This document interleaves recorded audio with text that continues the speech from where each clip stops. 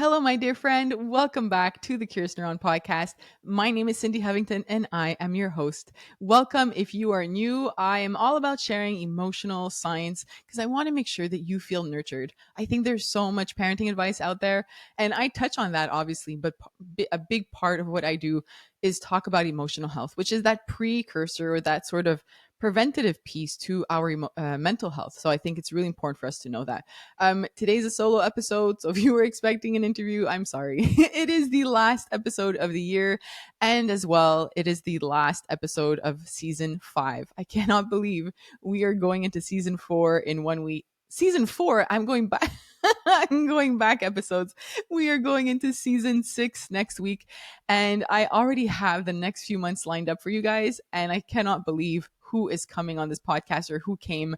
I interviewed them during the fall, and these are really big names and people that trust what we're doing and what I'm sharing. So I'm extremely grateful for that. In 2 weeks, we're going to be speaking with Mark Brackett, Dr. Mark Brackett from Yale University, the author of Permission to Feel. And I can't even tell you who else is coming. It's incredible. So thank you for being here. If you haven't done so yet, please take a moment to subscribe to the podcast and to rate it and review it. Everything or every single person that takes the time to do that is making sure that the podcast continues because I am funded by a university. I want to thank our sponsors, the Tannenbaum Open Science Institute here at the Neuro in Montreal, as well as the McConnell Foundation. It is so important for me to get their support. And without their support, there's no podcast. So you need to take the time to thank them by subscribing, hitting that subscribe button wherever you listen to the podcast, and making sure you leave a rating and a review because it helps them know if it's worth supporting this podcast. Metrics are everything. So thank you to everyone who has done so. And don't forget, you can take the moment to also email me and say like, hey, I left you a rating. Here's my name. Here's who I am. I love getting to know you guys because as you can see, I just record the podcast here from my basement and this is what I do. I don't see anybody. I don't know who you are. But when I get those emails and I know, a name of somebody, if you have 1 or 2 kids, if you're a grandparent, a parent, a caregiver, a teacher, a nurse, whatever it is, it just helps me feel connected. And I think of you guys when I'm recording. So thank you to everybody who has reached out. All right. So today's episode is all about your holiday survival guide. I think that holidays are very stressful for most people, parents especially. And as you know, if you heard last week's episode, my grandmother's in the hospital. She still is in the hospital, but they've done all the testing. She has been diagnosed with dementia, and now we know that she cannot go home. So we have, there's a lot on my mom's plate and my uncle's plate. They're trying to make sure she can get into a retirement home and find a good home. And if you are from Montreal, you know that there are no places left in these homes, and some waiting lists are months. And the hospital cannot discharge them until they find a place. So it looks like she'll be in the hospital for Christmas. I hope not, but that's what it's looking like so far. So what I wanted to do was talk about, the sort of challenges that we face as parents. And there are 3 things that I want to talk about. Setting boundaries, which I only learned late in my 30s. So if you're in your 20s or 30s, or even if you're in your 40s like I am and you haven't, thought about boundaries or it's something you struggle with, stay tuned because I do want to talk about things that I've learned and started implementing. And then I want to talk about creating a game plan with your child. I've learned that this makes a huge difference, having certain conversations or preparing, for certain things that are going to happen. So it's really important that we think about that. And the third one is embracing who you are as a parent. And we're going to dive a little deep into that one because I think that it's very easy to start questioning everything that you do as a parent, especially when you're around family and they seem to know it all or have comments or criticisms concerning everything that you do. And I want to make sure that we address that together right now today so that you can go into these family events a little bit more confident and can brush off certain comments perhaps a little bit more easily. If you haven't done so yet, you can follow us on Instagram at curious_neuron, and you can visit our website, curiousneuron.com. I just wanted to make sure that I said that. And I also want to take a moment to thank our sponsors. So we have BetterHelp as a sponsor, PokPok and Hosty. The links are in our show notes, and you can get discounts from all of our sponsors. I'm also the co-founder of the Wondergrade app, Wondergrade is an app that helps parents teach their kids how to cope with emotions. So it's very different from other apps out there in the sense that we have a parent center and a child center. The child center has these animated videos of this cute figure called Ollie, this little monster, this green monster, and it teaches your kids mindfulness. It helps your kids relax before they fall asleep.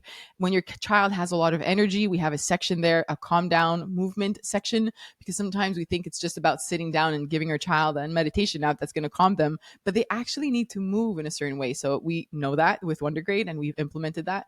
But the parent center helps you calm down. Sometimes as parents we mean we mean well, but we lose control of our own emotions. So we know that research has shown how important you co-regulating and you being calm is. So we have a section in the parent app with these audio guides. So if you need to step away from your child and you don't know what to do when you step away from your child and you're trying to calm down, you can listen to one of these guides. If you feel guilty, if you already yelled, if you feel like you're about to explode, there are different guides specifically for that. So give it a try for 1 week. It's free for a week, and then you can get 50% off if you click the link in my show notes. I was going through the whole C packs. I talked to you about this last time. So they have this collaboration with the Greater Good Science Center, and they have this pack, a toolkit for kids, and they have a toolkit for adults as well. This is the Holstein company, and in this toolkit, they have like these cards, and I thought this card would be a good one to talk about during the holidays, where we talk about honesty with kids. And I'm not going to go through the entire thing with you. This is for preschoolers.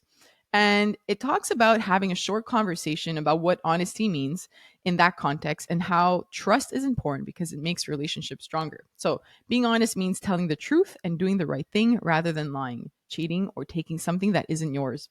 Sometimes being honest isn't easy. Even though it can be hard, being honest shows people that you're someone they can trust and count on to do the right thing. Honesty matters for your reputation and relationships with your friends and your family. And then they had this really cool sort of guide or layout. I'm just going to block myself for a second, but you could see if you're not watching on YouTube and you're like, Cindy, what did Cindy just show? It has these 3 steps. So first, have a short conversation. Second, set expectations for your child that go beyond asking them to simply by simply requesting to be honest. It has to be a little bit more than that. So what you want to do is truly break it down. So aim for saying, like, instead of saying things like, don't move the pieces of this puzzle while I'm gone, right? So you're setting that clear boundary, but you're not allowing them to kind of explore a little bit more. What you want to try to do is say, what will you do while I'm gone? So I will leave the pieces just as they are until you come back. So you want your child to try to say, like, I'll leave them, the way that they are until you come back, so that we can play the game fairly. Something like that. Anyways, they explain it so much better in this a pack, but it's just to show you that sometimes as parents we need scripts and we need a guide, and these toolkits are exactly that. So thank you, Hosty, for sending that and for allowing me to collaborate with you. I really respect this company, and I know that you guys will enjoy their products. All right, let's jump into it. So the first thing is the holidays are difficult, and I really have been hearing from a lot of parents who feel overwhelmed with the holidays, and lots is going on. Lots of people are struggling in their marriages, lots of family arguments. And I'm not saying everybody is going through that, but I've been getting a lot of those DMs on Instagram. And I want to say that boundaries still exist when it's the holidays. And I know that sometimes setting a boundary, and I say this to my kids, I have 3 kids, and I always tell them that setting a boundary is going to make the other person uncomfortable, and that setting the most uncomfortable part for you when you're setting the boundary is being okay with how uncomfortable that person's going to be, right? And it's a reminder for us as parents that it's the same thing applies. If there's a family event and you know that that family event brings you lots of stress and makes you feel overwhelmed or inadequate, or somebody's there that's going to act in a certain way, you're allowed to set certain boundaries. So the boundary might look like not going at all, and that means somebody won't be happy with you, and you know it's okay. I know that it might start something, but if it's what's best for your mental health, then you need to do what's best for your mental health. Um, Also, sometimes a boundary might look like going to that event but leaving early. it might look like going to that event and avoiding conversations with certain people. You need to really take the time to think of, what would be best for you this holiday. And I know that sometimes we feel like the holidays are where we have to kind of throw the boundaries to the side, and that they don't matter because we have to be where our grandparents are or our parents are, but we don't really like that aunt or that uncle and we're uncomfortable with them there. You're allowed to set boundaries, whatever makes sense for you and what you're able to do. So I just wanted to remind you about that. And sometimes what I've done is I've prepared, if I know I have to speak to somebody that often says something and it's very difficult for me to kind of set my boundary because they have this sort of upper hand all the time and they speak a lot and they kind of make you feel bad and then you fall back into this cycle or this trap.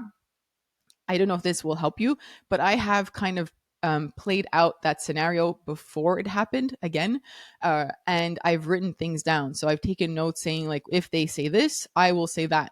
That way, when you're in the situation and a little something pops up and you're like, oh, that's similar to what I practiced, you kind of had the script in your mind and you're able to kind of go back to that. So I just really find that it helps to prepare your boundaries and to almost practice them, because I find that as I was learning how to set boundaries, I would find myself in this situation and I would say, before the situation would happen, I would say, if ever this happens, this is what I'm going to say. This is what I'm going to say. This is what I'm going to do. And then I would end up in those situations and I would just blank. And it was so hard for me to start establishing boundaries. And I only started really working on that when I was about 37 years old. So, I mean, I was an adult, well into adulthood, and I still had never set boundaries. I had never learned this as a child, teenager, young adult. Now I had kids, and I noticed that I wasn't setting the boundaries when it was time to set a boundary. I still struggle with it. I don't want to pretend that I'm perfect, but I am much better than I was before. And like I said, in the moments when you feel like you blank, if you have already gone through that moment, it's like you've already practiced it, right? So practice makes perfect. So when you practice it beforehand, it makes it much easier when you're in that situation. So I do recommend that you take the time to write out a scenario and play it out before it happens, so that when you're in it, you can kind of approach it or address it much more easily. The second point was creating a game plan with your child. So it doesn't have to be with your child if they're younger, but just take into consideration what your day is going to look like. Having three kids, I know that, I there's for so many years now, on Christmas Day we would have to go to two different homes. That was so hard. But we kept doing it every year, and what we did is, for us, what we, on our way to the second home, knowing that our young kids hadn't napped, if they fell asleep in the car, usually my husband would stay in the car with them, even if it's an hour. I would go into the party with my older child, and at least we were there. And they would say, like, hey, where's your husband, where are the rest of the kids? And I would say, they're resting, we don't want to move the kids, we want to make sure they get their rest.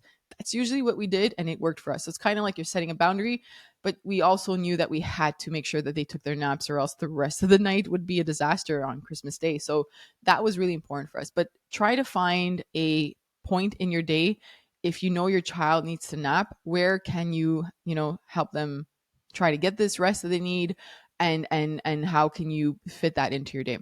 What I mean by kind of having a game plan as well is, you probably know your child might have some behavioral struggles if they're tired or if they're hungry and they haven't been fed yet. If you're somewhere and you can't necessarily ask for food, or if you can, but just you probably know how the day is going to go.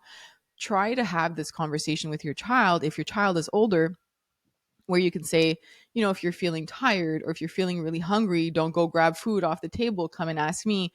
Whatever it is that you think you need to establish. But I really do think that it helps when we speak to our child about the day ahead of time, letting them know, well, we're going to so and so's house this morning for brunch, and we're going to so and so's house for dinner tonight, and we're going to stop by so and so's house for an afternoon coffee. Whatever it is, just let them know what the game plan is if they're older. And by older, I mean 3 years old. They're not going to remember everything, or maybe they will. But just the fact that you've kind of given them a heads up, and when you're in the car, you can tell them, hey, we're going to so and so's house. This person's going to be there. That person's going to be there. Try to get like a feel in terms of like who they're comfortable with, who they're not. And remember, this is something I've been saying for years, and so many people say this. Please, we don't have to force our kids to hug people if they don't want to, if they're not comfortable. A greeting could be a hi from far, a wave, eye contact. It could be a high five. It could be a hug and a kiss if they want to. But usually this makes other people uncomfortable, and that's their issue, not yours. You have to think about what's best for your child.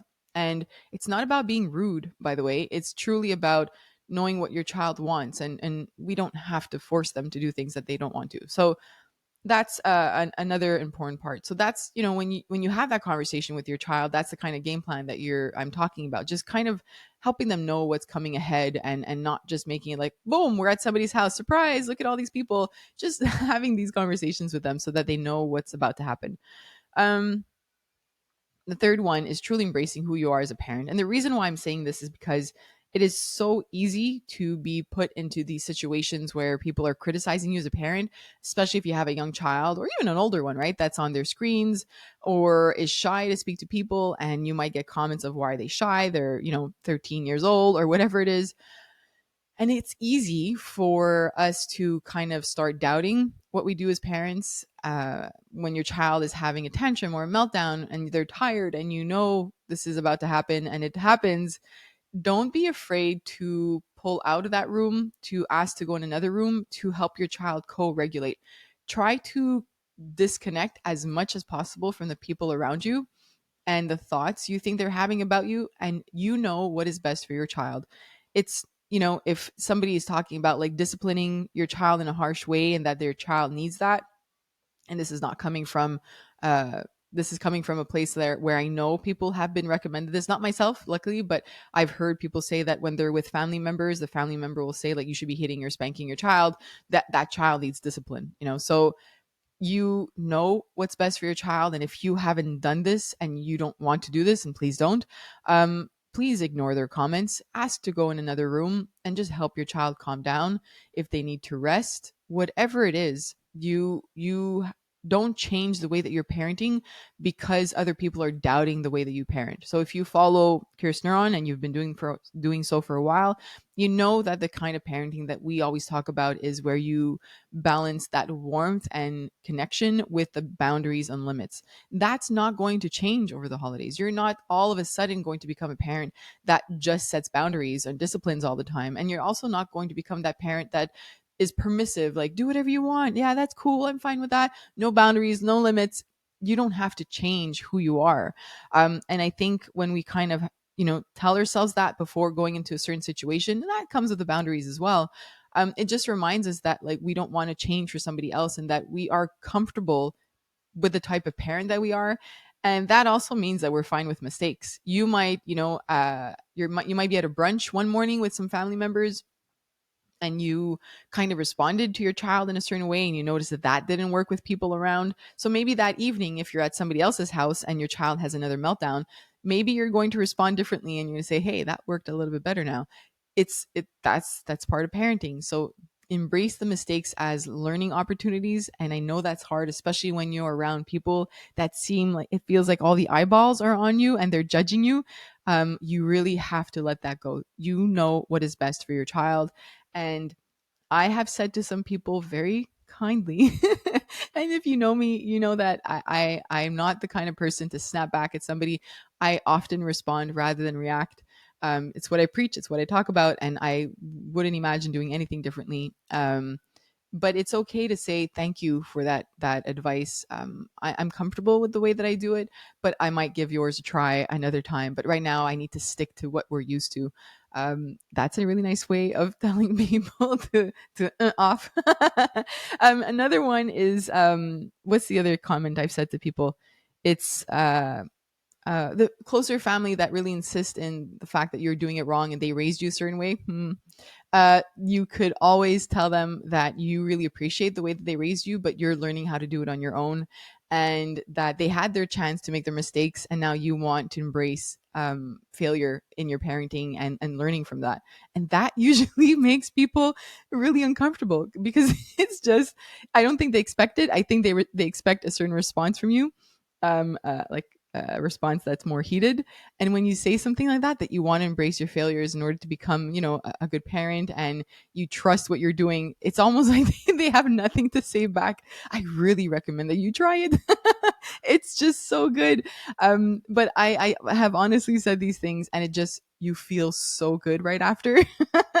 It's just such an amazing feeling to set that boundary and to kind of say that in a very confident way, even if you're not in your mind. Even if you're not feeling confident, you fake it till you make it, baby. And it makes such a difference. And honestly, people kind of step back after because they realize like you're good. Even if you fail, you're good. And that is the kind of parent I want you to become. That's the kind of parent I want you to be. And I hope that everything that I share here at Curious Neuron has helped you, you know, move into that direction of a parent who embraces mistakes, a parent who knows that they have to show up for their child, and a parent who knows that compassion for themselves and for their child truly is a really big part of their parenting, and the curiosity, of course. So that is all I wanted to share with you today, my dear friend. I hope you have a happy holiday, that you have some time not only to spend some quality time with your child. I know that it can be hard for some parents that are home, for the next couple of weeks with their kids. I get that because I'm home with them all the time. So I know that it can get really overwhelming, but please take a moment to embrace stillness with your child this holiday. We don't have to be running around doing a bunch of activities. They could be bored. You can be bored with them, or you can just chill on the couch and watch movies all week, and eat popcorn and relax and play board games and card games and color together and paint together. Take the time to connect with them. But most importantly, find a moment to connect with yourself. Take a new journal out. It's the end of a year. Next week I'll be talking a lot more about journaling prompts because I want you to start the new year with more reflections. So I hope you're excited about that. But I really do want you to grab yourself a notebook. If there's the holiday sales and all that, grab yourself any kind of notebook. And next week, get ready to have a couple questions that we're going to start the new year off with, reflecting who we are as a human, who we want to be as a parent, and how we could align ourselves this year, next year in 2024, to become that parent that, is something we can look back and, and say, well, I did my best, and I'm happy with what I did. Thank you for listening to the Curious Neuron podcast. Thank you for subscribing, and I'll see you next time. Bye.